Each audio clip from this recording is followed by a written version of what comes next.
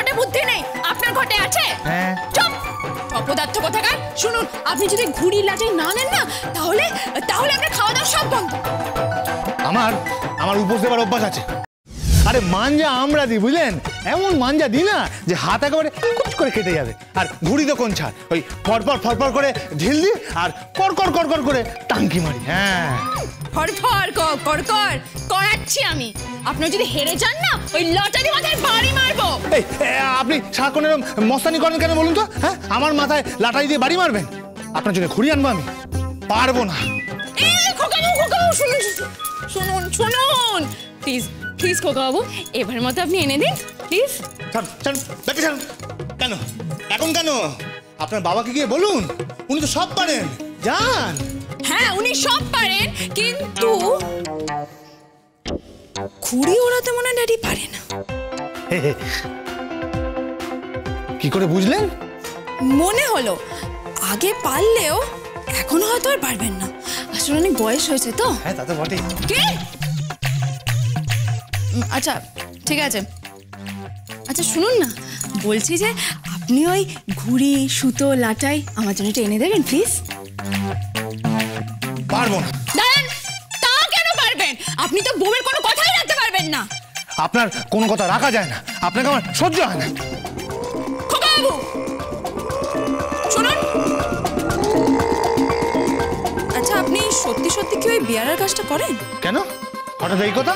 না, মাঝে মধ্যে কেমন যেন সন্দেহ হয়। সেদিন ওই ডিস্কের চশমা পরা ভদ্রলোকটা কে ছিলেন? উনি তো হোটেলের কেউ ছিলেন না। আপনি এত প্রশ্ন করছেন কেন? হ্যাঁ, কারণ আপনি আমার হাজবেন্ড, মানে স্বামী। আপনাকে আমার জানতে ইচ্ছা করে। আমাকে আপনার জানতে ইচ্ছে করে, ভালো কথা। তবে আপনি কোনোদিন জানতে পারবেন না, তার কারণ আপনার ঘটে বুদ্ধি নেই। কি? আমার ঘটে বুদ্ধি নেই, আপনার ঘটে আছে। হ্যাঁ। চুপ অপদার্থ কোথাকার। শুনুন, আপনি যদি ঘুড়ি লাটাই না নেন না, তাহলে আপনার খাওয়া দাওয়া সব বন্ধ। আমার উপোস দেবার অভ্যাস আছে। আমি খাবো না। তার মানে আপনি আনবেন না? না, ভেবে দেখছি, সময় পেলে আনবো। এই দাঁড়ান, টাকাটা নিয়ে যান। ঘুড়ি লাটাই কেনার সামর্থ্য আমার আছে। আমার কোনো কথাই শোনেন, যেমন কুশলী মুখার্জি আমাদের ছেলে।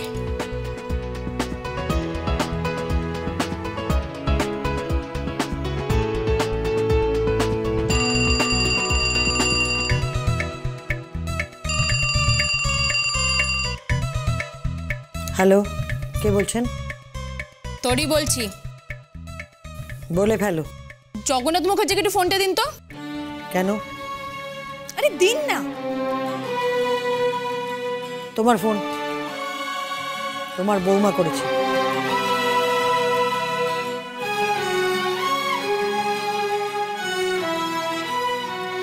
হ্যাঁ বল। বলছি তোমরা কি দিয়ে মাঞ্জা দিচ্ছ? কেন? তুমি জাস্ট দেখে আমাকে বলো তো কি দিয়ে মাঞ্জা দিচ্ছে।